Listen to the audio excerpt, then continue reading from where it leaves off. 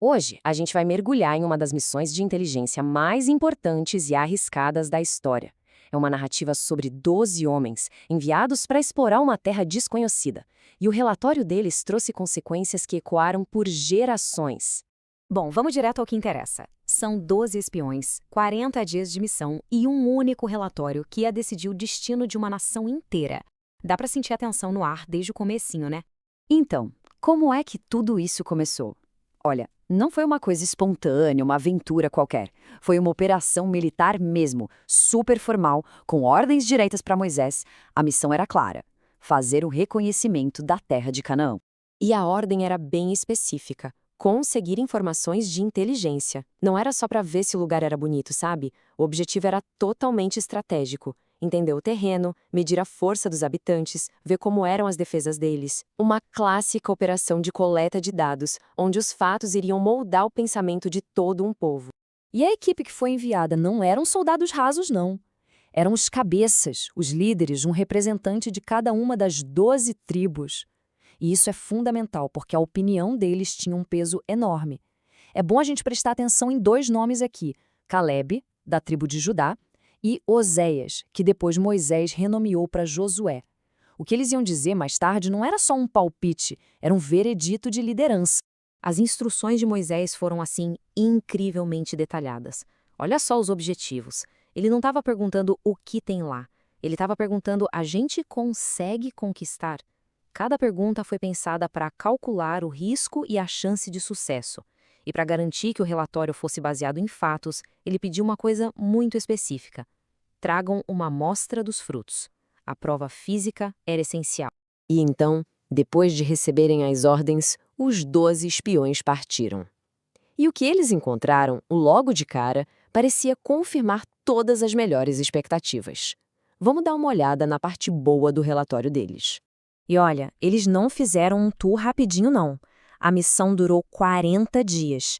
Eles cobriram uma área imensa, do deserto no sul até o norte.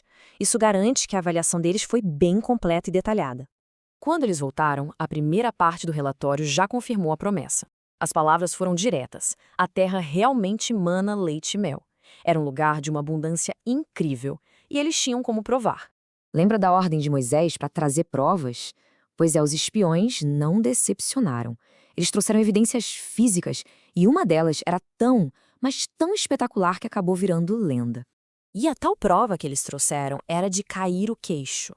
Não era um cachinho de uva que se carrega na mão. Era um cacho tão gigante que precisou de 2 homens para carregar ele numa vara.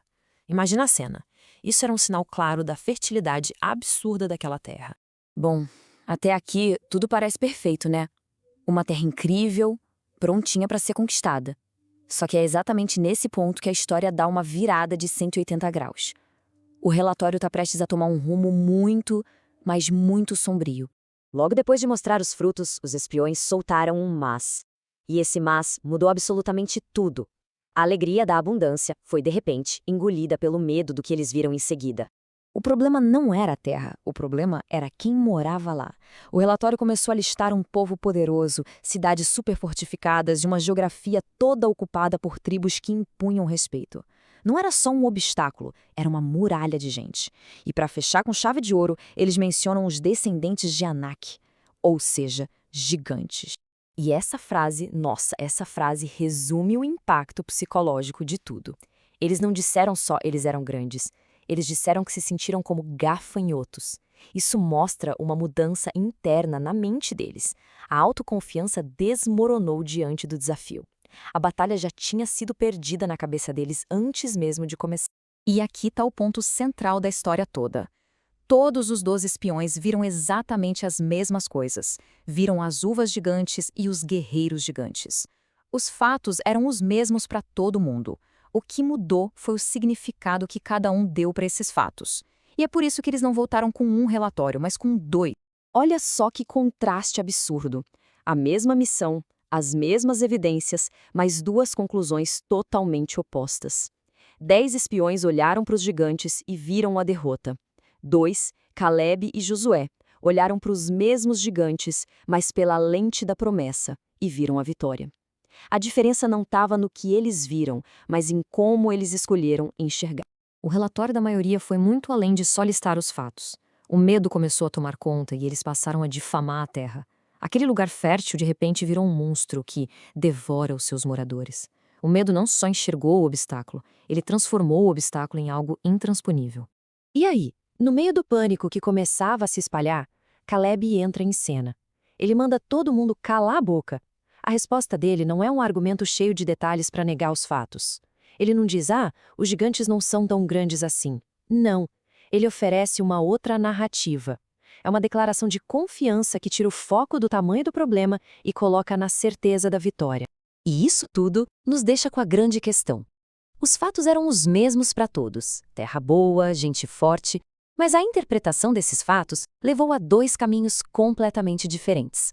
Um de paralisia pelo medo e o outro de ação pela fé. Afinal, o que faz a diferença entre ver um obstáculo como um muro impossível de escalar ou como um desafio a ser superado? A resposta para essa pergunta é o verdadeiro legado dessa missão.